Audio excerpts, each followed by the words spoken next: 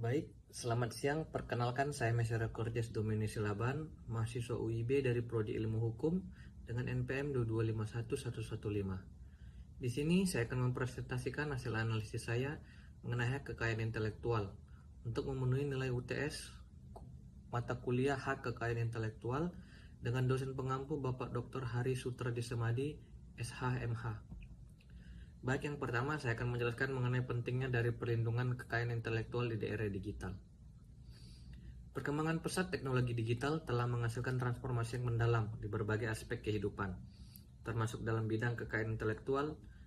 Era digital telah membuka peluang untuk inovasi, distribusi informasi, dan pertukaran ide secara global. Namun, seiring dengan kemajuan ini, muncul tantangan baru dalam perlindungan hukum terhadap kekayaan intelektual. Indonesia sebagai salah satu negara dengan pertumbuhan ekonomi yang cepat tidak terlepas dari dampak signifikan tersebut. Dalam konteks kekayaan intelektual, hak cipta, hak paten, hak merek, dan jenis hak kekayaan intelektual lainnya semakin menjadi aset berharga di era digital ini. Oleh karena itu, sangat penting untuk memperkuat perlindungan hukum kekayaan intelektual di Indonesia. Keberlangsungan inovasi, investasi, dan daya saing ekonomi nasional sangat bergantung pada kesadaran serta efektivitas sistem hukum dalam menghadapi dinamika era digital itu. Lalu ada apa-apa saja sih jenis-jenis hak kekayaan intelektual dan definisinya itu? Yang pertama itu ada hak cipta. Sesuai UU nomor 28 tahun 2014 tentang hak cipta, mengatakan pengertian hak cipta adalah hak eksklusif pencipta yang timbul secara otomatis berdasarkan prinsip deklaratif setelah suatu ciptaan diwujudkan dalam bentuk nyata tanpa mengurangi pembatasan sesuai dengan ketentuan peraturan perundang-undangan. Lalu yang kedua ada hak paten. Dalam UU nomor 13 tahun 1997 tentang hak paten dijelaskan bahwa paten merupakan hak khusus yang diberikan negara kepada penemu atas hasil penemuannya di bidang teknologi untuk selama waktu tertentu melaksanakan sendiri penemuannya tersebut atau memberikan persetujuannya kepada orang lain untuk melaksanakannya. Lalu yang ketiga ada hak merek. Merek dalam pasal 1 UU nomor 20 tahun 2016 menjelaskan bahwa merek adalah tanda yang dapat ditampilkan secara grafis berupa gambar, logo, nama, kata, huruf, angka, susunan warna dalam bentuk 2 atau 3 dimensi, suara, hologram, atau kombinasi dari 2 atau lebih unsur tersebut untuk membedakan barang dan atau jasa yang diproduksi oleh orang atau badan hukum dalam kegiatan perdagangan barang dan atau jasa. Merek ini sendiri terbagi dalam beberapa macam, yaitu ada merek dagang, merek jasa, dan merek kolektif. Lalu yang keempat ada desain industri. Desain industri dalam pasal 1 UU nomor 31 tahun 2000 tentang desain industri merupakan suatu kreasi tentang bentuk konfigurasi atau komposisi garis atau warna atau garis dan warna atau gabungan daripadanya yang berbentuk 3 dimensi atau 2 dimensi yang memberikan kesan estetis dan dapat diwujudkan dalam pola 3 dimensi atau 2 dimensi serta dapat dipakai untuk menghasilkan suatu produk, barang komoditas industri atau kerajinan tangan. Lalu yang kelima ada indikasi geografis. Dalam UU nomor 20 tahun 2016 dijelaskan bahwa indikasi geografis adalah suatu tanda yang menunjukkan daerah asal suatu barang dan atau produk yang karena faktor lingkungan geografis termasuk faktor alam, faktor manusia, atau kombinasi dari kedua faktor tersebut yang memberikan reputasi, kualitas, dan karakteristik tertentu pada barang dan atau produk yang dihasilkan. Lalu tantangan apa aja sih yang dihadapi di dalam perlindungan kekayaan intelektual di era digital ini? Tentunya perkembangan digitalisasi yang pesat telah mempengaruhi kehidupan sosial dan ekonomi global, sekaligus menghadirkan tantangan hukum bagi perlindungan hak kekayaan intelektual seperti hak cipta, paten, dan merek dagang.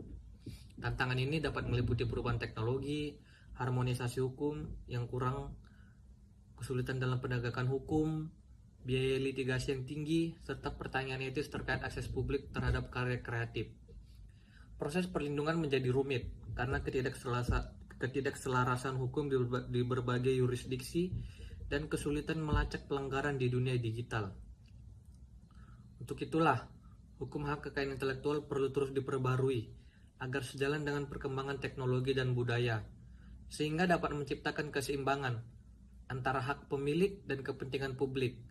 Dengan pendekatan yang holistik, lingkungan yang mendukung inovasi dan perlindungan karya kreatif dapat terwujud.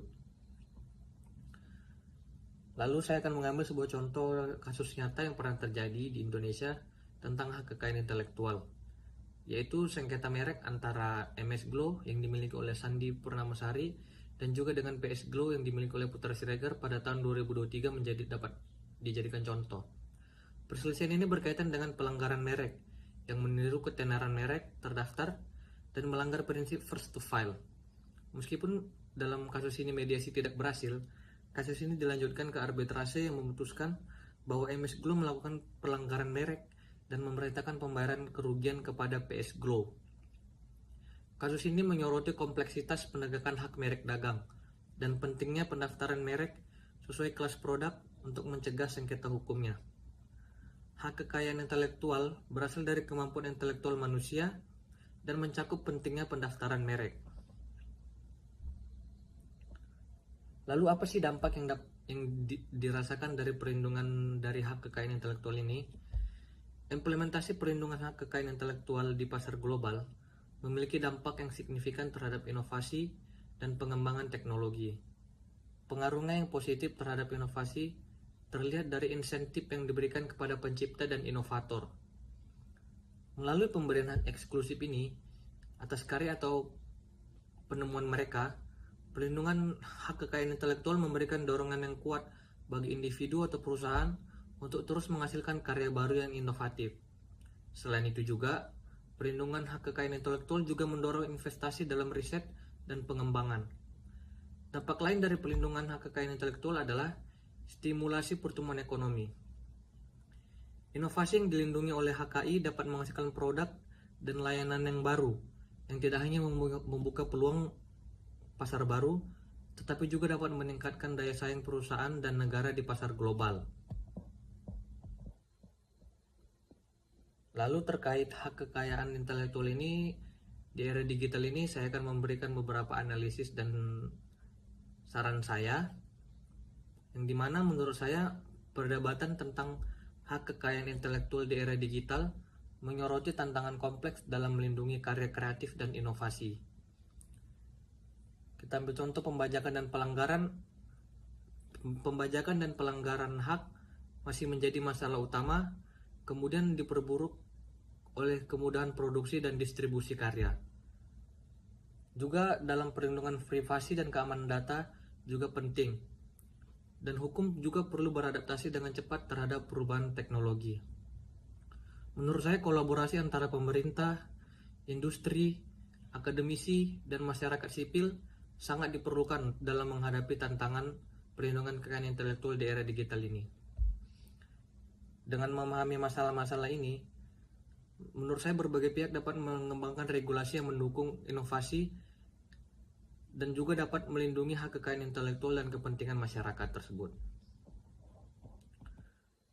Saat membahas perlindungan hukum kekayaan intelektual, menurut saya juga diperlukan suatu kebijakan dan regulasi yang dibuat tidak boleh menjadi beban berlebihan bagi para pelaku industri dan inovator. Keberlanjutan ekonomi dan inovasi harus menjadi landasan dalam merumuskan kebijakan. Di samping itu, penting juga untuk mengeksplorasi potensi teknologi dalam meningkatkan penegakan hukum kekayaan intelektual, seperti penggunaan kecerdasan buatan atau AI dan analisis data yang mungkin dapat mempercepat identifikasi pelanggaran hak cipta dan merek.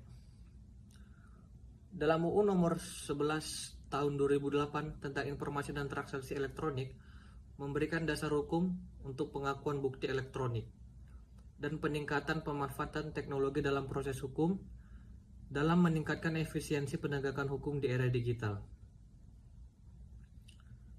Oke, baik. Sekian presentasi yang dapat saya sampaikan pada video kali ini.